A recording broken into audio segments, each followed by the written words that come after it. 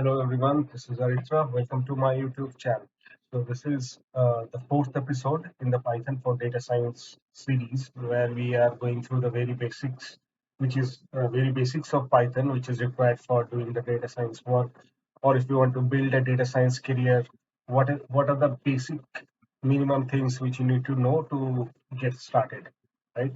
So yeah, let's get started with this episode. So the things or the topics which will be covered in this video or in this episode is we will look into the sorting of different types, like how we can do sorting on list, tuple, and how we can do a custom sorting. Then there is a function which we call as zip. How we can use that zip function? What are the things which you can do using zip function? And using that zip function, how we can do sorting of dictionary and how we can get the mean and max value of a dictionary, right? So yeah, let's get started. So first we will look how to do the sorting on top of a list. So to do sorting on top of a list, first we need to create a list. So this is, I have created a list of integer, which is my list.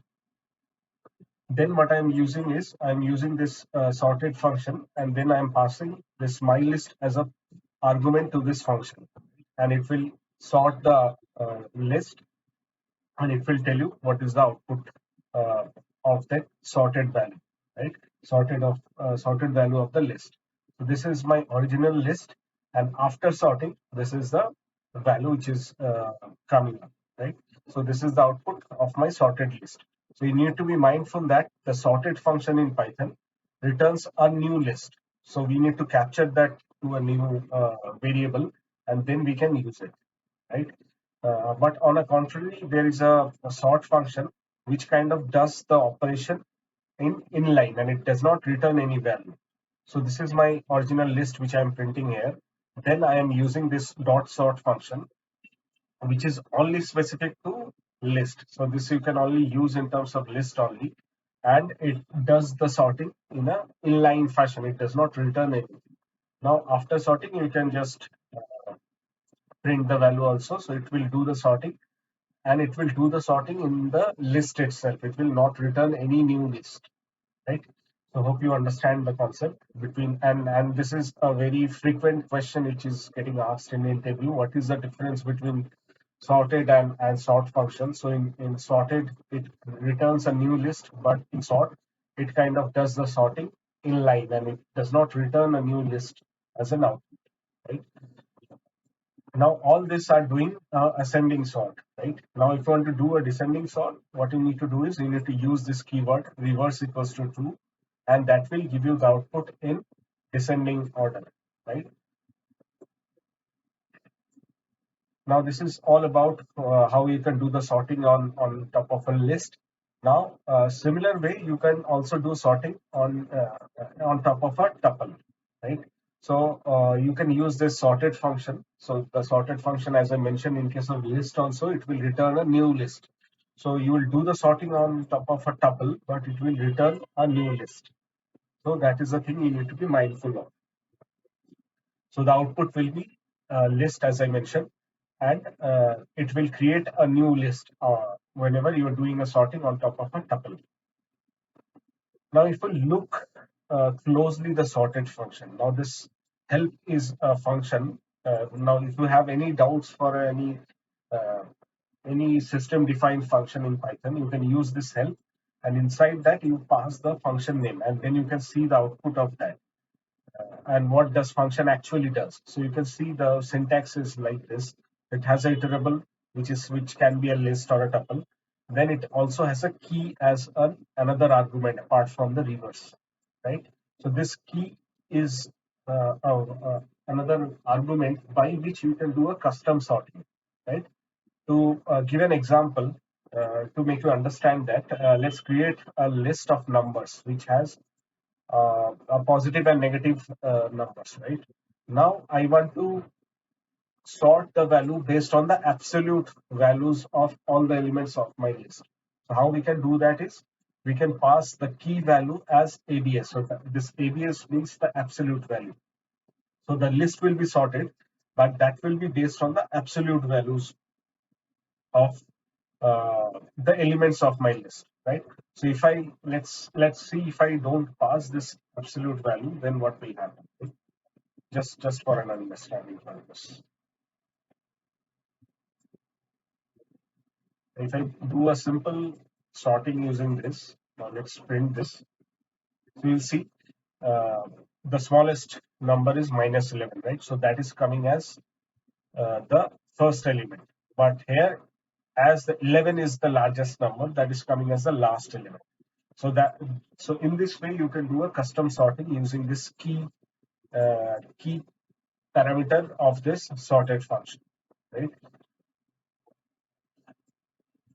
Okay, now let's talk about the zip function, right? So this zip function takes equal length of list. So the list on which you will perform the zip function, that has to be of a equal length. Otherwise, this function will throw an error for you. So for this example, say that I have full name and last name in two separate lists. Now I want to combine those values on an element wise. So this Tom has a surname of Hank, right? Or the last name as Hank. So I want to combine these two values, right? So Ricky has a surname of Pointing. So I want to combine this Ricky and Pointing and then get down. So the zip function will allow you to do that. So once you zip this to list, and then you need to loop through this variable, which is a new variable which I created after using the zip variable, zip function, which is a name, and you will loop through this name variable. So f and l in name, and then you can concatenate those two values to get the output.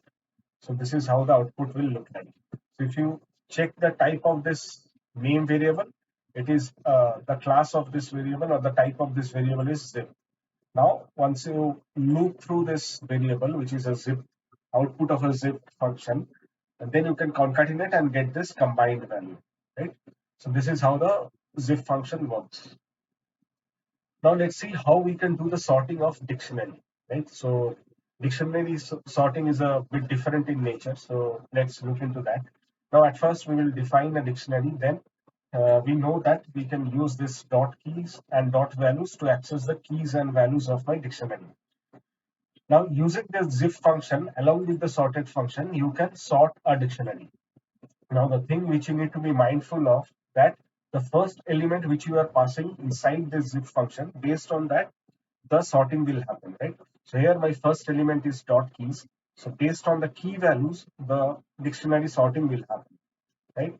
So you'll see based on the key values, the dictionary has been sorted. Now if you look at the uh, next row, so here I am the first argument I am passing as dot values. So the dictionary will be sorted based on the values. So instead of keys, now I am passing the first parameter as values. So the dictionary will be sorted based on the values of my dictionary, right? So these two things are very useful if you want to sort a dictionary, and based on either based on the keys or based on the values, right?